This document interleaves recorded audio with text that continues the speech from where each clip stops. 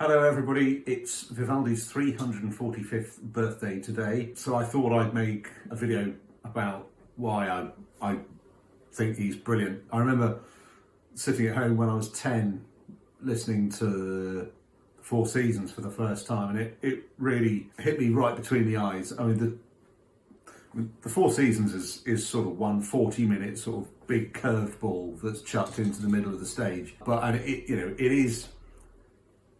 it is rather unique amongst his output, but still, I mean, the rest of his, it's unmistakably Vivaldian. The energy, the use of rhythm, Vivaldi's use of rhythm is unsurpassed, really, in the Baroque period. You don't get anybody else doing what he does with it. He kind of does for rhythm what Bach did for harmony and counterpoint, if you like.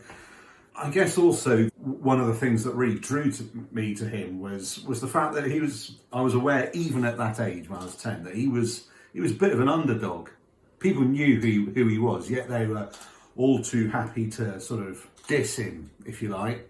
I remember my mother said for my 11th birthday, "What do you want for your birthday?" I said, "Oh, can I have another cassette of," what was it, cassettes in those days, "Can I have another cassette of Vivaldi, please?" And I think you've got everything. It was like, really? Well, it's about 12 concertos. It's not a lot of music for somebody that lived to the age of 63. That makes him about one of the laziest composers on the planet. But no, obviously that wasn't true. But I mean, there was that sort of, it's very sort of dismissive attitude. It's Vivaldi, you know. But, people don't actually appreciate what he did. If you look at Vivaldi's use of instrumental colour and texture, there are some things that are really, really quite odd. For instance, the concerto for violin and oboe in unison that we recorded about 10, 11 years ago. It's like a normal Vivaldi concerto, but you've got two instruments playing one line in unison. And interestingly, he says that the violin has to play piano for the whole concerto in the solos. And I remember sitting at the computer, as so often I have sat at the computer and looked at a piece of Vivaldi and go, how is that going to work?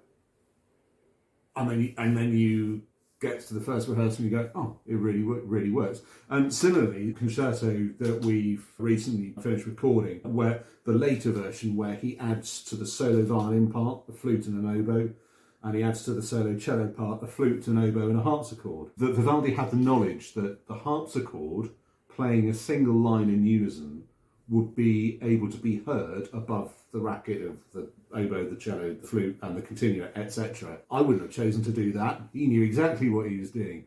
And I remember one of the concerts we did, going to the back of the church, and you could hear the harpsichord. But it was kind of like a silver lining to the melodic line, if you like. But it was very definitely there. I mean, it's touch of genius. He of course knew how to compose in a sort of conventional way as well. One of the things that strikes me about him is it's slightly strange that he never had the post of Maestro di Cappella anywhere. Yet his sacred music is so good, so good. This piece, for instance, this is part of a closing movement to his Dixit Dominus for two choirs and two orchestras.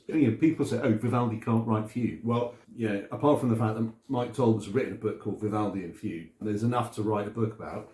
But I mean, that fugue is absolutely incredible. And not only that, but if you actually look at the quality of... I know good handwriting doesn't make for a good piece of music necessarily, but it's like a work of art. It's so beautiful, so neat. He's not always neat, but his handwriting is generally incredibly legible. Going back to the idea that Vivaldi was an underdog, I mean, there's something that seems to have dogged him throughout his life, really, and over the centuries ever since. I mean, it's interesting, for instance, if you look at Carlo Goldoni, Goldoni had an ego as big as a bus. Yeah, he was a very, very good playwright and very funny. But yeah, he had a fairly massive ego. And the oft quoted meeting with Vivaldi, where he portrays Vivaldi as, he basically says he's a good fiddle player, but a fairly mediocre composer and a bit of a mad priest. And then you've got also another fellow Venetian, there's a Marcello, who ridiculed Vivaldi in his set. The thing is, for Marcello, I mean, Marcello was a nobleman who didn't have to write music in order to make ends meet. Vivaldi was having to be pragmatic. So, if you don't write music, you don't get paid. as far as Vivaldi is concerned. You know, I feel that's a bit unfair. And then also people often repeat today Tartini's assertion. Tartini said, well, you know, the number of times I've been asked to write operas for the Venetian stage, but unlike Vivaldi, I am aware that a singer's throat is different to a violin finger. And the thing is that gets quoted a lot. But actually what, you know, if you've got to be fair about it, you need to include the whole quote, which is where he goes on, Tartini goes on to say, but, you know, Vivaldi's concertos are absolutely brilliant. So, yeah, you feel that with Vivaldi, people are only too pleased to sort of throw the dirt a bit. And then if you go on to Stravinsky, who sort of took Dalla Piccola's assertion that Vivaldi only wrote one concerto however many hundred times, Stravinsky said he was a dull fellow and could only compose in one form. Well, that's not true.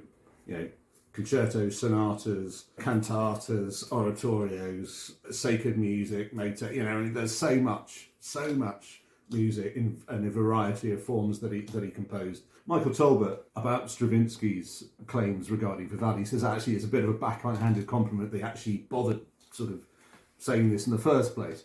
But in actual fact, there are quite a lot of things that are common between Vivaldi and Stravinsky. If Stravinsky had lived in the 18th century, I think he would have been rather like Vivaldi. The Proteus concerto that I mentioned earlier, with the flutes and the oboes and the harpsichord. I mean, it's incredibly Stravinsky, and also Vivaldi's use of ostinato, and particularly where he sort of favours the offbeat, the weaker beats of the bar, which is something you find in pop music today. I mean, it's you know, no other composer was doing that. People fall into a very easy trap that Vivaldi is a facile composer and you don't really need to think about it. As soon as you think that, you might as well go home, pack your fiddle up and go home because you've missed the point. But so, you know, people often go, oh, well, this music's a bit simplistic, so we'll just play it really fast and really loud and we'll put some castanets in it, which is, there are recordings like that. It's not my cup of tea, but yeah, I'll say no more. But it's a bit like somebody presenting you with a beautifully simplistic plate of pasta to a traditional Italian recipe, and then go, oh mate, can you pass us the tomato ketchup? I'll put some of that on. I mean, it's like, yeah, you've missed the point. So my plea to everybody is give him a chance. He's a good bloke and he deserves a bit of a break. So happy birthday, 345.